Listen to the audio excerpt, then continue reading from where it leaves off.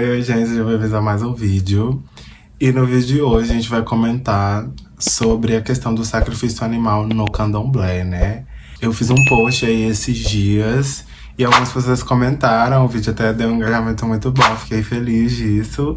E eu decidi trazer isso aqui também pro canal, até porque lá no Instagram a gente não consegue ter muito tempo, né, pra poder falar tudo que a gente quer, né? Lembrando que eu sou apenas um pequeno Abian. Existem muitas coisas no candomblé que ou você sabe, você não pode contar, ou você ainda vai descobrir, você ainda vai entender, né? E quando a gente vai falar sobre o sacrifício animal, né, que fora da religião é um tabu muito grande para as pessoas, né, é uma discussão muito grande, isso de certa forma leva as pessoas a ter uma má informação, né, sobre o que é de fato o sacrifício animal, né? Então eu mesmo, antes de ser do candomblé, uma das coisas que eu me recusava a ser é porque o candomblé, de certo modo, ele tem aí as suas maneiras de cultuar, né, os orixás, alguns vão chamar de voduns, né, outros vão chamar de inquice, mas é importante a gente entender que é muito diferente quando você escuta de uma pessoa o que ela acha e quando você escuta ou quando você vê algo da maneira que é, né? No candomblé, quando a gente vai falar sobre essa questão de sacrifício, né, a gente entende que o sangue, ele é movimentação, então muitas das vezes, em muitos rituais que nós vamos ver, de certo modo, existe esse tipo de ritualística, né, dentro da religião, voltado a essa questão do sacrifício, né? Então, um dos elementos que nós utilizamos é o sangue, né? E aquele animal, quando ele é, né, ali morto e tudo mais, ele não é descartado, né? Então, tudo aquilo dali é utilizado, né? Algumas coisas são jogadas fora, por exemplo, a carcaça, né? Ali as penas, coisas que, assim, não tem como você usar, são jogadas fora. Mas é importante a gente entender que no final, aquele animal ali, né, ele acaba sendo uma refeição, né? Que foi aquilo que eu já falei pra vocês no vídeo que eu falo sobre sacrifício animal na Umbanda, né? Como que a Umbanda enxerga isso. E essa prática, gente, ela... Gente, eu falei no vídeo que essa prática começa a ser demonizada nos anos de 1900, mais ou menos. Mas, na verdade, né, as práticas do candomblé, né, ou as práticas ligadas aos orixás já começam a ser demonizadas pela própria igreja, assim que eles começam a ver como que essas pessoas cultuam os orixás lá na África já, tá? Então, quando chega aqui, a igreja, de certo modo, que já tinha um papel muito grande aqui no Brasil também, já começa a colocar na cabeça das pessoas o que é isso, né? Então as pessoas já tinham um certo vocabulário formado a isso, mas o kardecismo também contribuiu bastante pós-processo de abolição, tá? Né? Que a gente sabe quem é da mesa branca, sabe? Que de certa forma começa a produzir esses tipos de argumentações, porque o kardecismo, ele sempre foi aceito socialmente, né? As pessoas sempre aceitaram o kardecismo. O kardecismo teve poucas mudanças, assim, né? No seu jeito de lidar, no seu jeito de apresentar, né?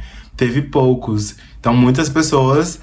até hoje, na verdade, você vai escutar as pessoas falando que são espíritas. Ah, eu sou espírita, né? Mas na verdade é macumbeira. Porque isso também forma uma linguagem política, né? Você fala, não, eu sou macumbeiro, né? As pessoas já têm uma ideia do que é macumbeiro, do que é espírita.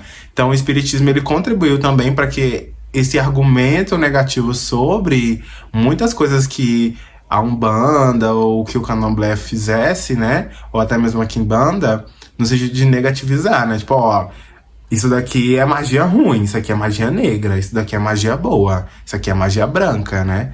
Isso aqui pode, né? A gente pode colocar um copo na mesa, acender uma velinha branca, né?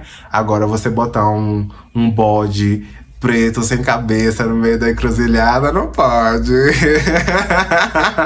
Mas eu não estou aqui também para causar guerra com ninguém, né? Mas é importante a gente perceber que as pessoas, né, que estavam em espaços de privilégio, né, em que conseguiam aí formalizar certos tipos de argumento, que as pessoas vão ouvir e vão falar realmente é isso, né, e que vão validar o que essas pessoas falam, são essas pessoas, né, e que durante muito tempo formalizaram muitas coisas que elas achavam por achismo. E que isso, de certa forma, influenciou na maneira que a gente vive, né, até hoje. Então, muitas coisas que tinha no candomblé se perdeu porque existiam esses tipos de argumentos, né? Então, muitas pessoas eram marginalizadas. As pessoas de candomblé, como eu disse pra vocês, você não podia sair de roupa branca na rua que você seria preso, né? Você não podia tomar banho de erva. Você não podia fazer oferenda na rua. Até hoje, isso é um grande tabu, você fazer oferenda na rua, porque as pessoas podem chutar sua oferenda, as pessoas podem roubar sua oferenda. Muitas coisas podem acontecer, né? Mas existem muitos trabalhos que são feitos na rua, mas que as pessoas têm que ter até cuidado, né? Enfim. Se a gente for pensar, né, lá antes da época da escravatura, né, as pessoas viviam ali, né, nos seus meios muito primitivos, né, comparado à nossa época. Então não tinha como, por exemplo, você pegar um iFood e falar, eu quero um frango empanado, e o frango empanado chegava na sua casa ali, pronto, já frito, né, preparado e tudo mais. Tinha todo um processo que precisava ser feito para que as pessoas pudessem se alimentar, né? Não sei se vocês sabem, mas não existe candomblé fora do Brasil, né? O que a gente vai entender aí como culto dos orixás tá mais ligado, por exemplo, ao Ifá, né? Ou à santeria, ou voodoo, né? É o que a gente vai encontrar como um culto aos orixás, mas o candomblé ele foi formado aqui no Brasil através, né, desse tráfico de várias pessoas africanas de vários espaços da África, do continente africano, vários países chegaram aqui, cada um cultuava de um jeito e de certa forma formou o candomblé, assim, falando para vocês de uma forma muito resumida. E como, né, essas pessoas entendiam aí a natureza como um deus, então se vocês forem olhar os orixás eles representam as forças da natureza, né? Então essas forças da natureza elas são endeusadas e elas se tornam aí o que a gente vai considerar como orixá. Então o orixá ele tá dentro do que a gente vai entender como a natureza, né? E existem maneiras de movimentar essa energia, que uma delas é utilizando esse sacrifício, né, animal. Voltando aqui lá no começo, eu não gostava, eu não queria participar, porque todo mundo que eu já conhecia, assim, que nunca foi de candomblé, mas que tinha ali um argumento pra poder trazer, sempre falava que matava animal, que não gostava e via aquilo. E assim, eu moro no interior, né, eu cresci no interior, agora eu moro numa cidade, né, numa metrópole, que é muito mais movimentada. Mas eu nasci no interior, então pra mim era normal já ver isso. Tipo assim, juntavam uma família, assim, no final de semana. E aí pegavam uma galinha no quintal e matava a galinha, né? Inclusive tem várias histórias. Diz que uma vez mataram uma galinha, aí a galinha correu sem cabeça atrás da minha mãe, enfim. Várias histórias, né? Então pra mim isso já era bem normal. Eu nunca gostei, falar pra vocês que eu acho lindo, não acho. Mas se a gente for pensar numa perspectiva também de algo comercial, né, de uma indústria de carne, a indústria de carne é muito mais agressiva e muito mais sanguinária quando a gente tá falando desse conceito do que é esse sacrifício, né? Então, e aí o que eu não entendo é que às vezes essa crítica nunca chega nessa indústria, né? Mas sempre chega nesses terreiros de candomblé, né? Essa crítica, essas pessoas do fato delas apontarem o dedo. Porque quando você vai ver ali como que funciona mesmo, de fato, o que tá sempre preocupando ali as pessoas que vão fazer é como que aquele animal tá sendo tratado, se aquele animal vai sofrer. Então, muitas das vezes é muito rápido, né? E mata e tudo mais. Não é uma coisa que sofre, né? Que você vê um animal sofrendo, assim como você vê nas indústrias de carne. Se vocês forem ver como que funciona, gente, é uma indústria assim horrível. A primeira vez que eu assisti um vídeo deles abatendo, assim, uma vaca, eu falei, gente, vou ser vegano. E eu fiquei um tempo, assim, insistindo nisso de ser vegano, depois que eu fui entender que, né, era melhor não assistir esses vídeos. Voltei a comer carne normal. Religião muito antiga, gente. Tipo assim, muitos fundamentos que foram formados, né, durante esse processo, eles precisam se manter, porque caso isso acabe, né, isso de certo modo causa um epistemicídio na religião, né? Por exemplo, as entidades utilizarem sapato. Não tem como uma entidade utilizar sapato porque faz parte de um fundamento, né? Quando você está descalço ali, você está em conexão com o chão, né? Você está em conexão com Erilê, se eu não me engano, o nome da terra, orixá que representa a terra.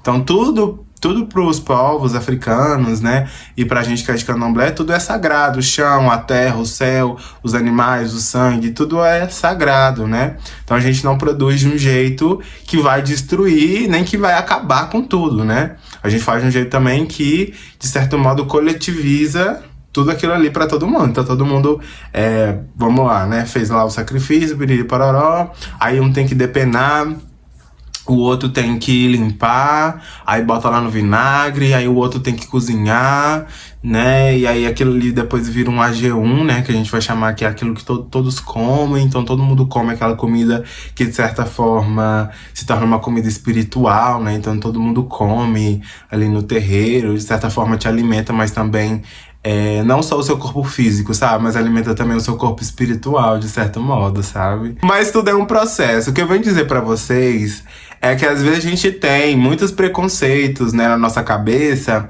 e a gente acha que é aquilo, né? Só que tem muita coisa que você nunca fez e não dá pra você saber, sabe? Às vezes você tá ouvindo isso de um terceiro. Então assim, uma pessoa pode chegar pra você e falar assim, olha, se você passar o esmalte preto, você vai ficar feia. Aí você vai lá, passa o esmalte preto, você se sente bonita. Então, eu acho que isso também tá muito ligado a você vivenciar, né? Que foi até uma coisa que eu falei com uma pessoa que me mandou um direct, né? Porque às vezes as pessoas, a gente tem essa mania, na verdade, de formar opiniões, muitas das vezes, de coisas que a gente nunca vivenciou. Então a gente acha que sabe, né? Por exemplo, toda vez que eu vou falar da Quimbanda, gente, eu sempre falo coisas que eu consigo, que eu tenho propriedade a partir de uma outra pessoa, né? Então aqui eu tô trazendo sempre perspectivas do que eu entendo que é certo, né? Que uma outra pessoa me ensinou. Mas eu não posso falar pra vocês que a Quimbanda tá errada ou que a Quimbanda tá certa, que vocês não tem que procurar um terreiro de Quimbanda, né? Que é o que muitas pessoas fazem. A Quimbanda, ela tem um jeito dela, né? Não é qualquer pessoa que entra na Umbanda, não é qualquer pessoa que entra no Candomblé, não é qualquer pessoa que entra na Quimbanda, porque existem regras, existem fundamentos e existem opiniões. Então pode ser que você entre e deteste o Candomblé, mas pode ser que você entre na Quimbanda e ame a Quimbanda, né? Mas é importante você vivenciar pra você ver com seus próprios olhos, falar, gente, não gosto porque tem isso, porque tem aquilo, porque deixou de ter isso. Todos os terreiros que eu já fui, assim, realmente foi isso que aconteceu. E pra mim não tem como, não é possível, né? Então, o que mais é importante é você vivenciar. Às vezes a gente tem que insistir nas coisas pra gente saber realmente se é aquilo que a gente tá formando na nossa cabeça, né? Então é basicamente isso que eu quis trazer pra vocês. É aquilo que eu disse pra vocês, nem tudo pode ser contado. Eu não sei de tudo, mas eu entendo que tem algumas coisas que a gente não pode contar. Não estou tentando justificar nada também no Candomblé. Inclusive, quem quiser saber, eu acho que é obrigado sim a participar, porque se fosse pra alguém saber de alguma coisa, teria um livro, né, do Candomblé. Mas eu acho que é importante também informar as pessoas. Se eu tô aqui num espaço em que eu tenho 2.000 seguidores e eu posso informar essas pessoas, então acho que eu devo utilizar essa ferramenta para isso também, né? Mas é isso, esse foi mais um vídeo, eu espero que vocês tenham gostado. Eu espero que vocês comentem aqui qual a opinião de vocês sobre o sacrifício animal, né?